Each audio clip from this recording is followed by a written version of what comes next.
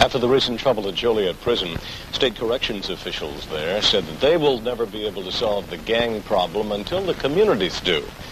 With that in mind, we thought that you'd be interested in seeing a report on a Chicago organization called B.U.I.L.D. On the count of three now. One, but remember, the closer you watch, the less you see. Two, you're watching too close, you can't see it. B.U.I.L.D. means Broader Urban Involvement in Leadership Development. It's a youth organization that some say works magic. Not exactly the kind of magic that Signote Steel executive Joe Pollan demonstrated at a B.U.I.L.D. Awards dinner this year. No, the magic B.U.I.L.D. works takes place in the streets, in neighborhoods plainly marked as a youth gang territory, where every summer there are shootings, sometimes killings, and where this year the gunfire has already begun. Shooting things? Wow. You got my other one. People come around, like right now we play basketball, somebody come in a car, shoot from there and keep going, you know? Hey, heard that? Oh, they shoot right in there? Yes. I see we got all these little kids, our little brothers and men. Do you know who's doing the shooting? You don't get to see them? Groups or anything? Yeah. Gangs like the one that fired into this playground have been crossing paths lately with people like Mingo Ayala, a street work coordinator for B.U.I.L.D. His job? Get youngsters involved in programs that will provide opportunities for success outside the gang structure.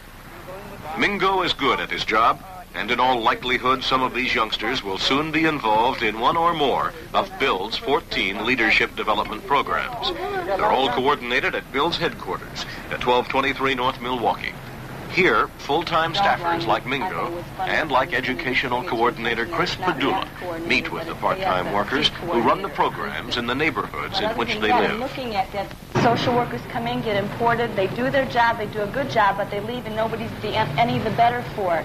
What we want to do is work with people in the community to develop the leadership in them so that they will remain in the community and help this community grow and prosper. Out of such meetings come programs like B.U.I.L.D.'s tutoring sessions. 7th and 8th graders working with younger kids, giving them the one-on-one attention they're not likely to get in school. The name of cities and states and other particular places should begin with capital letters. Example, Denver, Michigan, Lake Superior. Write these sentences and use capital letters where they should be used. Okay. B.U.I.L.D. does not wait for youngsters to come to it. Workers like Lorenzo Vasquez visit schools to tell students like these Wicker Park pupils about the dangers of using drugs. What we do is present factual knowledge about drugs. Once students become interested in B.U.I.L.D., there are questions about its other activities. Also, on May 1st, we're having an ice skating trip. And all of you are welcome. It's going to be at the Rainbow. To get that to a percent, then, we say we have a very simple way to do this. Many of the young people B.U.I.L.D. workers encounter have dropped out of school, so there are classes that lead to the equivalent of a high school diploma. Okay, as a token from B.U.I.L.D., to help celebrate and express our congratulations, I would like to present this check and certificate to Holly Juran. Holly? Those certificates. And also to Yolanda Pedrosa. This night, besides the regular classwork, there is a graduation ceremony for several students who have completed the program. For Yolanda Pedrosa, the B.U.I.L.D. class was opportunity knocking twice. Usually when you're in school, you do that. You figure you can do better outside when you don't need school. But later on, you find out you need it. You know? That's why I went back and tried for it and got it, thanks to B.U.I.L.D.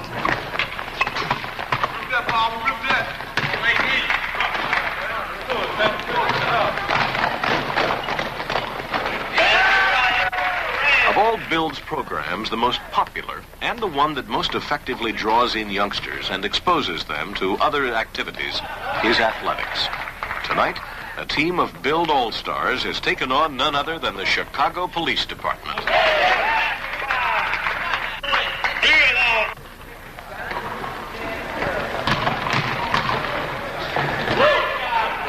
The game is rough, but not as rough as the kind of on-the-street confrontations between cops and kids that B.U.I.L.D. is trying to head off.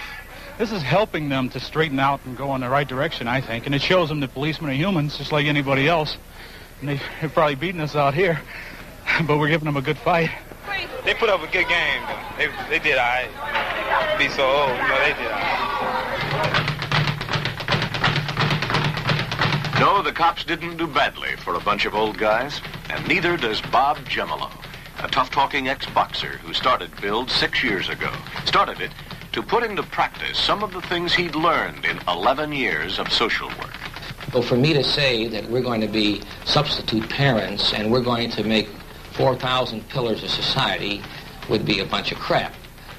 We start off on a very simple, basic premise that we'd look at an individual, say, where is he at now, and how can we tailor-make the program for his own growth and for the growth of his community? And we have a ladder system. As I mentioned, 250 jobs about last summer, full-time, people that were working for us. And they start off at different levels and gradually assume more and more responsibility. We know how important it is to an image to be able to earn something, but if they view it as a rip-off, you're not helping them mentally. You're putting some money in their pocket, which in a poor area I don't discount either. But the important thing is to put some money in their pocket and build up, let them provide some services and build up their self-concept while they're hopefully building up the self-concept of others. And we don't look at the person who stays with Bill the rest of his life because with $250,000, how many jobs can we offer? We look at it's an oasis in a desert where they can come and get their heads together, get refreshed at a time when there's a lot happening and negative stuff on the street. If we could keep them from falling all the way down and getting the sheet on them or putting that needle in their arm or picking up that gun and sticking up somebody, if we can keep them from doing that and through that rough edges, and then they got to spin off and make it on their own. We can open, we can get the knock on and make the door open, but they got to get up and then take it from there. And so I think it's keeping that oasis in the desert green is a full-time job for Jemilo, partially funded by state and federal grants. B.U.I.L.D also relies on private contributors to meet its $243,000 a year budget. We're talking about making up $20,000 in a period of a bad economy. So I think our work is cut out for us in terms of what the financial picture looks like for this year. The fact that Jemilo has kept his organization small, his books in order, and yet been able to involve more than 4,000 young people impresses businessmen. And it convinced Sun-Times publisher Marshall Field, who is now a B.U.I.L.D backer. I never met a gang kid that was enthusiastic about anything, and they were enthusiastic about B.U.I.L.D. And I found this impressive.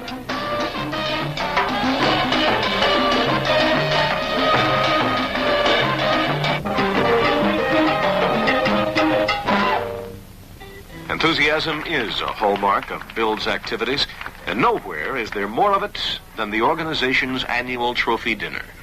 This year, B.U.I.L.D members packed Patrika's restaurant at Grand and Western to see basketball teams with names like the Courtmasters and the Bell Street Boys receive their trophies.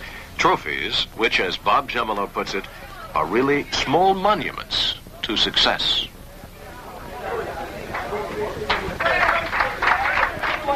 It's nice to see an organization that doesn't want to get big just for the sake of getting big. That's what Bob Jemilo really feels is the hallmark of his success. Once you get too big, he feels you lose that contact which is so necessary with the street to keep in touch with the kids. A question still remains, of course, and that is who won the basketball game, the cops or the kids? No, the All-Stars. The kids did, 62-52. So those cops undoubtedly are guarding the alley behind police station, police headquarters now as a result. We want to give some people some more information on where they can get in touch with some of these people. You can call 227-2880 next week and ask for Bob Jemilo or one of his staffers there. They'll tell you how you can get help or you can give help.